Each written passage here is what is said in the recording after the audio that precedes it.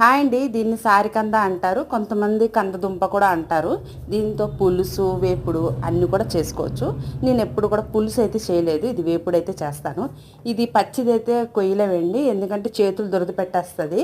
అందుకోసం దీన్ని ఉడికించి తొక్క తీసి దీన్ని ముక్కలు ముక్కలుగా కట్ చేయవచ్చు. పచ్చిదైతే చేతులంతా దురద పెడుతుంది అంటారు. నాకైతే ఖచ్చితంగా అవుతుందండి. ఒకరోజు ఇలాగే చేసేసాను. పచ్చిది కట్ చేసేస్తే ఇంక చేతులంతా ఒక అరగంట వరకు చాలా బాధపడ్డాను అనమాట. అప్పటి నుంచి ఉడకబెట్టే నేను ఇది ఎప్పుడో నేను ఉడకబెడుతూ ఉంటాను. ఇప్పుడు ఈ కంద ఫ్రై అయితే ఉడకబెట్టేసాను కదా, ముక్కలుగా కట్ చేసాను కదా.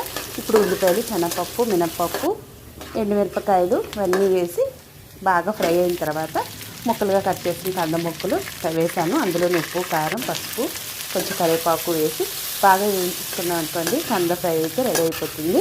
ఇది పప్పు చారుతో బాగుంటుంది, పప్పుతో కూడా బాగుంటుంది.